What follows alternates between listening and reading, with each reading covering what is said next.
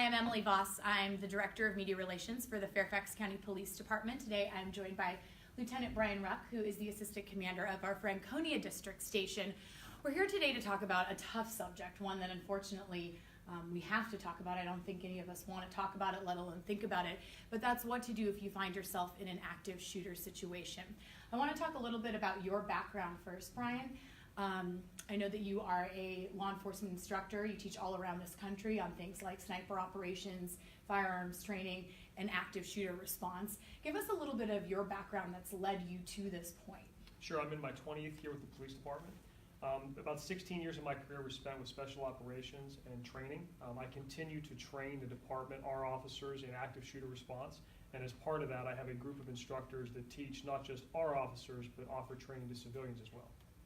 And you train here as well as you offer training all around the country as well? We do. So in Fairfax County, we have a very robust active shooter response program for our police officers, as well as training with our fire department, which we'll talk about a little later. We've had agencies across the United States that have adopted our program because it is so robust, and we're fortunate to have the resources here. Unfortunately, like I said, this is a topic that we have to talk about given the events that we've seen. The FBI has done a study that shows from 2000 to 2017, we're seeing an increase in the number of these cases of active shooters around the country. And talk a little bit about this map that we're seeing behind us, Brian. So the map that you see behind you is a map that was put together by Texas State University, the ALERT program. And they put this map together to show from 2000 to 2015 where these events actually occurred. Based on the numbers, you'll see the size of the dots from 1 to 4 injured is the smallest dot, all the way up to 10 or more, which is the larger dots. You can see that they're concentrated in populated areas, but we also have some that are spread out to more rural areas. So this really affects everyone nationwide. So this map will give you a very good visual representation of where the events have occurred and how they really are affecting the entire United States. Something to take from this: most of these events will be over in less than 10 minutes. A shooter will come in and engage and either self-terminate in many of those cases, again, according to FBI statistics, or law enforcement will intervene, but normally less than 10 minutes. Normally there is one shooter, although most of the time law enforcement is always going to get reports of a second shooter. And that's mostly just because of information coming across 911, multiple witness statements, and things like that. It's a very chaotic event. And of course, when you respond, you have to treat it like there could be multiple shooters. Correct. Just for safety and obviously for the public safety, for our safety and for theirs, we have to make sure that if there's someone else out there that's doing people harm, we need to know about that. So we investigate all of those the same way to make sure that, you know, if there's 2 shooters or 3 shooters, we have to follow up on that. And we've seen so many cases since 2015 as well, and I think every single one of us at one point or another unfortunately has imagined what we would do if we were in a scenario like this. What does the police department recommend that people do if they find themselves in an active shooter situation? Well, as part of a project with the Department of Homeland Security in 2008, we worked with them to help develop what is now their current run, hide, fight policy. You'll find a pamphlet actually online from 2008 with the Fairfax County patch on it. We worked with them in the infancy of that project. Run, hide, fight is what the police department encourages people to do. It's a decision-based model.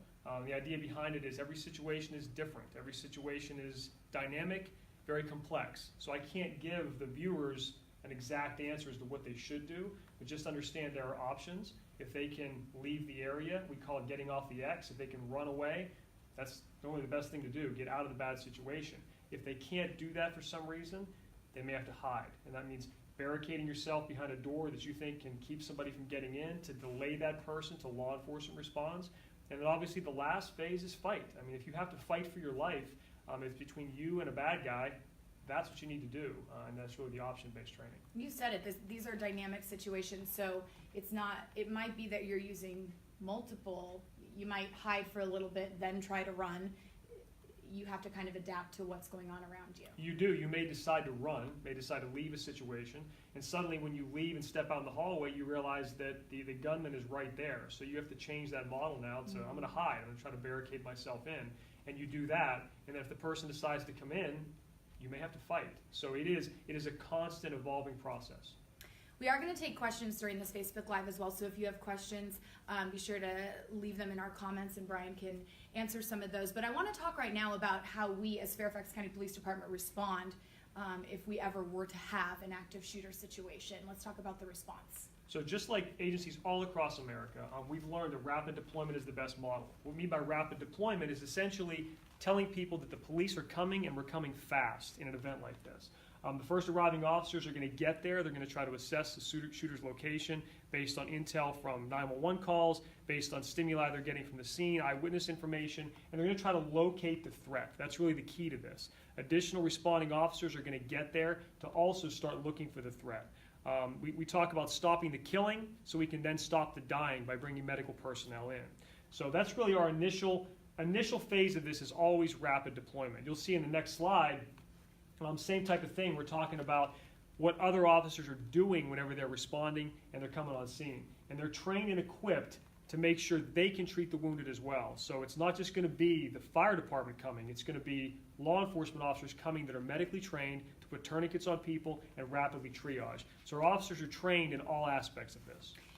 If you were in a situation like this, as officers arrive on scene, what can you expect to hear, see from the law enforcement officers that are arriving? Well, as you can imagine, it's going to be chaos. There's going to be a lot of yelling, a lot of screaming potentially. Officers are going to arrive. They're going to have weapons drawn. They're going to ask to see your hands, so keep your hands empty. Make sure they can see what's going on in your hands. Obey all commands. If they tell you to do something, make sure you do that. If they tell you to get on the ground, get on the ground. The key is to have nothing in your hands. Expect them to shout at you because they're trying to get these commands across. And again, expect to have weapons drawn. People see that, and obviously that's a very traumatic situation for people to have a weapon pointed at them. But in this environment, officers are going in with the intention of stopping a threat. So they're going in there to try to stop a threat. They're going to have their weapons out. Just be cognizant of that. Nothing in your hands. Listen to commands. If you are hiding and you, for some reason, think the shooter has been taken out, you saw him hurt himself, what should you do? Should you wait until law enforcement gets to you? At that point, what is the correct thing to do? Well, we don't comment on policies for individual locations. Right. What we can say is if you're in a lockdown situation and you barricade yourself into a location, okay, the police are going to clear that location. They're going to come there and they're going to clear every room in that location. I would stay there until you're cleared by public safety personnel, whether it be law enforcement or fire and EMS personnel that are assisting in the process.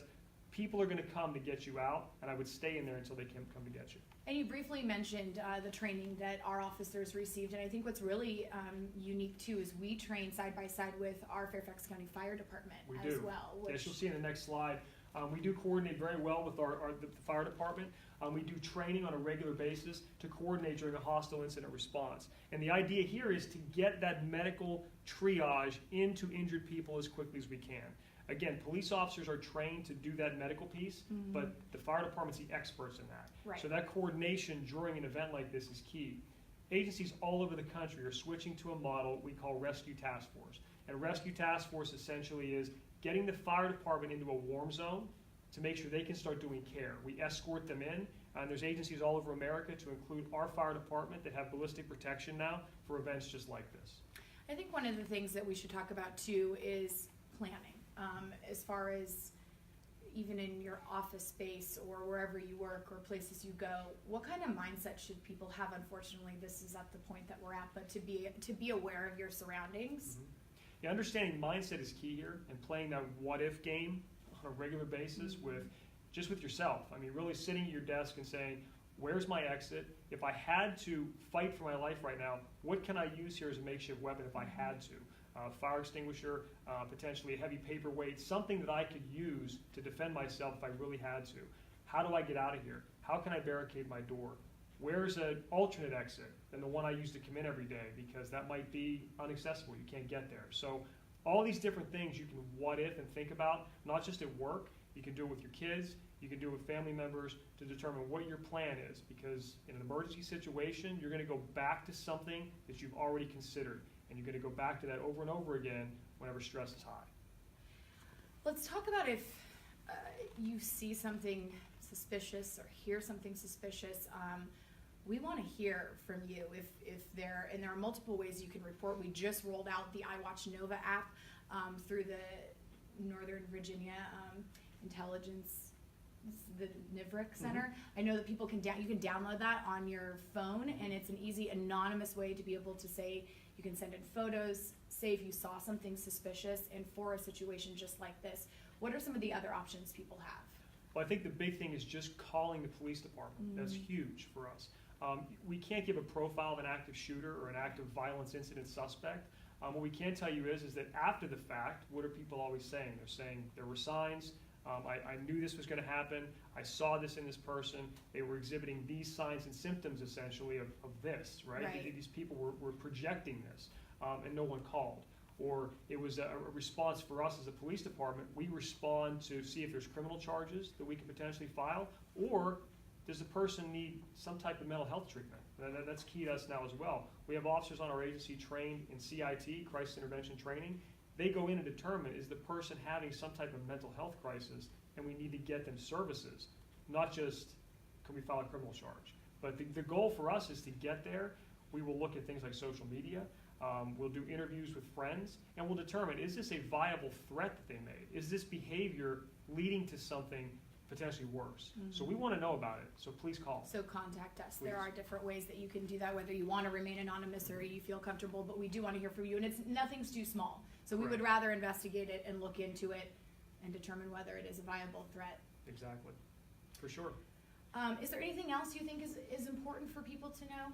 No, I think the key, if you see something, say something, is great. That's how we're going to stop these things. In reality, it is a lightning strike, but the key is for us to know ahead of time so we can potentially intervene before something does happen.